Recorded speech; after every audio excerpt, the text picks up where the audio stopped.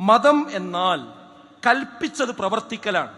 നല്ലതല്ലേ എന്ന ചോദ്യം കൊണ്ട് നമുക്ക് തോന്നിയതൊക്കെ ചെയ്യാൻ ഒരിക്കലും പാടില്ല. ശ്രദ്ധിക്കേണ്ട കാര്യമാണ്. ഇപ്പൊ ചില ആളുകൾ നിസ്കരിച്ചാ പോരേ എന്ന് ചോദിക്കും. എന്റെ മറുപടി നമസ്കരിച്ചാൽ പോരാ എന്നാണ്. എങ്ങനെ നമസ്കരിക്കണം? സ്വല്ലൂ കമാ റഅയ്തുമൂനി ഉസല്ലി, ഞാൻ എങ്ങനെ നമസ്കരിച്ചുവോ അതുപോലെ നിങ്ങൾ നമസ്കരിക്കണമെന്ന് റസൂലുള്ളാഹി സ്വല്ലല്ലാഹു അലൈഹി വസല്ലം ആ പ്രവാചകൻ പഠിപ്പിച്ചതുപോലെ എവിടെ കൈവച്ചോ അവിടെ കൈവെക്കണം.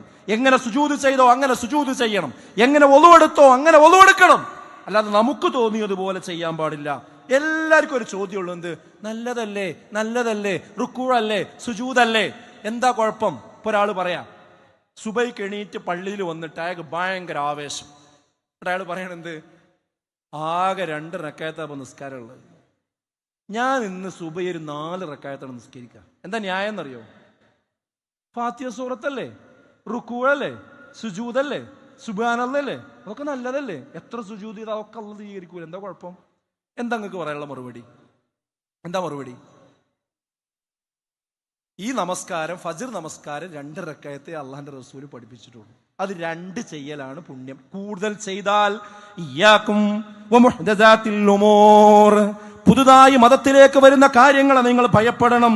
ഫഇന്ന കുല്ലു മുഹ്ദസത്തിൻ ബിദ്അ വകുല്ലു ബിദ്അത്തിൻ ളലാല വകുല്ലു ളലാലത്തിൻ ഫിന്നാർ, പുതിയതൊക്കെ ളലാലത്താണ്, അത് നരകാഗ്നിയിലേക്കുള്ളതാണ്. അപ്പോ അള്ളാഹുവിന്റെ റസൂല് പഠിപ്പിച്ചതിന്റെ അപ്പുറത്തേക്ക് പോയ പ്രശ്നമാണ്.